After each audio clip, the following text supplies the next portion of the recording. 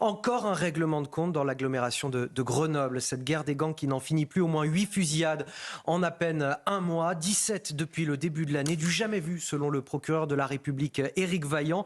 Ce sont des fusillades tous les 2-3 jours, dit-il. Une explosion de violence liée bien sûr au trafic de stupéfiants.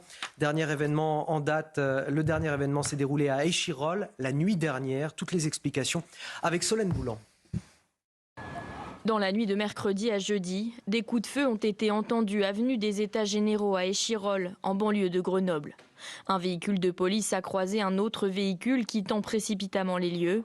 Le conducteur a alors abandonné le véhicule qui présentait des impacts de balles sur le pare-brise et la lunette arrière. Des traces de sang ont été retrouvées à l'intérieur. Un blessé par balle a été conduit à l'hôpital. Depuis le début de l'année, 2 kg de cocaïne et 12,5 kg de résine de cannabis ont été saisis sur le territoire grenoblois par la police. C'est complètement dérisoire sur ce qui rentre sur l'agglomération chaque mois. On parle en tonnes. La lutte contre la délinquance organisée, ça prend du temps. C'est une lutte qui se compose d'une première partie par les effectifs de police, qui quadrillent le terrain, qui interpellent, qui renseignent, et par la suite par l'investigation, ce qui amènera au final une réponse pénale. Outre des effectifs supplémentaires, les syndicats policiers du département demandent un changement de la législation sur les stupéfiants. Aujourd'hui, elle est trop lourde, elle est trop complexe, trop fastidieuse. Quand on parle de démanteler un réseau de stupes, ça ne se parle pas en heures, ça ne se parle pas en jours, ça ne se parle ni en semaines d'ailleurs. C'est bien souvent, c'est en mois que ça se parle.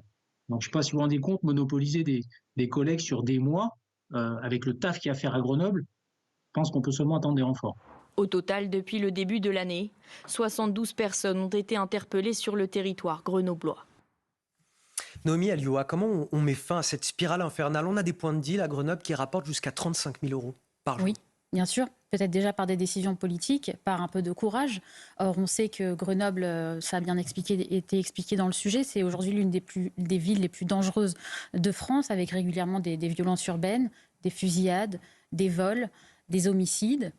Et pourtant, on a un maire écologiste qui, lui, considère qu'aujourd'hui, l'urgence, c'est de légaliser le cannabis, c'est d'investir dans des cours dans lesquels on enseigne comment est-ce qu'il faut appréhender le genre au regard de notre époque. Il considère qu'il y a d'autres sujets plus importants. Il ne met pas la sécurité au cœur de son action politique. Et c'est peut-être par là qu'il faut déjà commencer pour combattre cette violence qui fait souffrir, encore une fois, souvent les plus défavorisés qui vivent dans ces quartiers qui sont au cœur de la violence urbaine.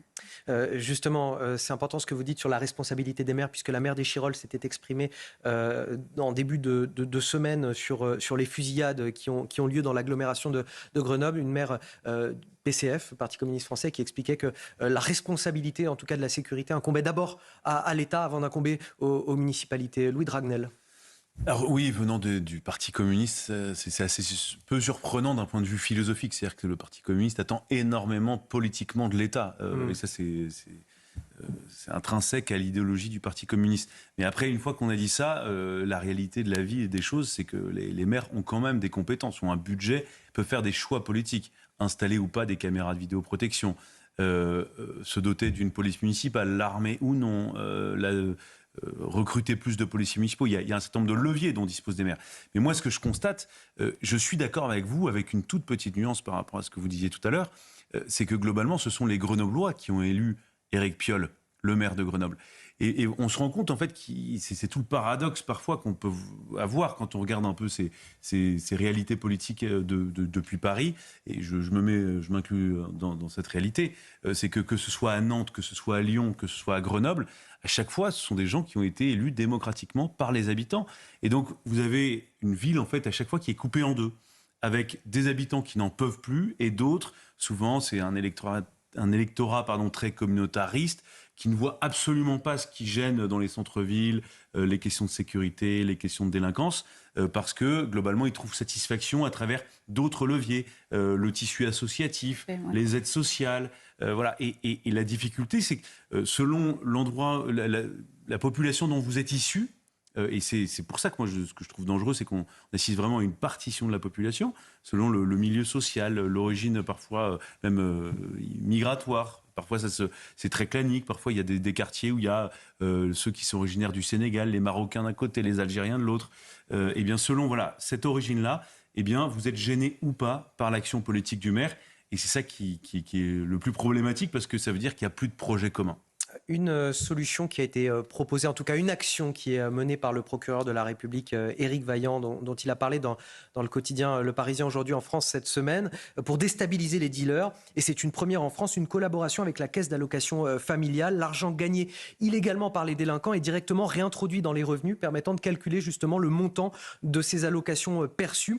Et il explique que grâce à ce dispositif, alors ça ne fait pas tout bien évidemment, mais que 55 trafiquants ont vu leur allocation diminuer ou supprimer. Est-ce que c'est une piste intéressante ou pas, Elliot Maman? Alors d'abord, une chose, souligner que le procureur de la République de Grenoble, M. Vaillant, est régulièrement victime d'attaques d'Éric Piolle qui précisément lui reproche ses volontés parfois très affirmées sur la thématique sécuritaire. Donc il faut en effet aussi remettre en contexte les dimensions très politiques et parfois idéologiques qui peuvent entraver ce qui pourrait être une demande de sécurité exprimée par certains habitants.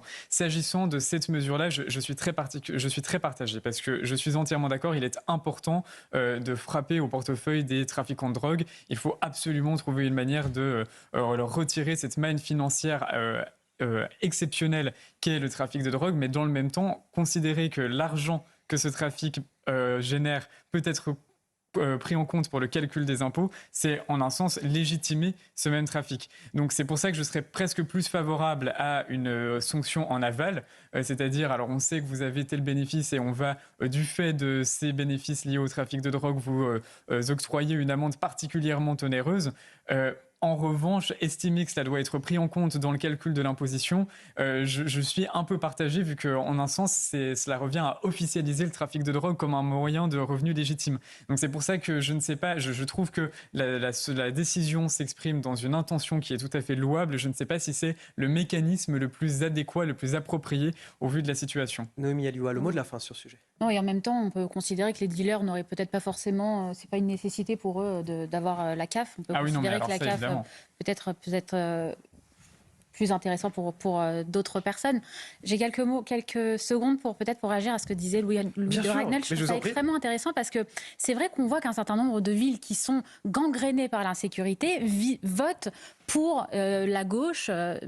Je pense à la ville de Sarcelles et l'agglomération qui a voté pour la France insoumise et donc qui vote pour des partis qui ne mettent pas au cœur de leur politique la question de la sécurité.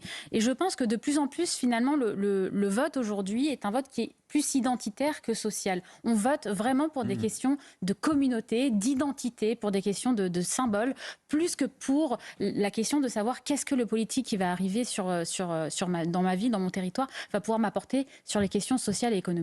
Allez, on va marquer une courte pause sur CNews et sur Europe 1. Dans un instant, on va parler du colistier de Kamala Harris, la candidate démocrate à l'élection présidentielle américaine, Tim Walz. Vous aurez le temps de dormir quand vous serez mort, a-t-il dit. Ça, c'est pour l'anecdote. Lui qui, finalement, entre dans une stratégie politique aujourd'hui des démocrates qui est celle de chasser sur le territoire des Républicains. On en parle avec tous mes invités dans quelques instants. Et Harold Iman, notre spécialiste des questions internationales, qui va également nous rejoindre sur ce plateau. A tout de suite sur CNews et sur Europe 1.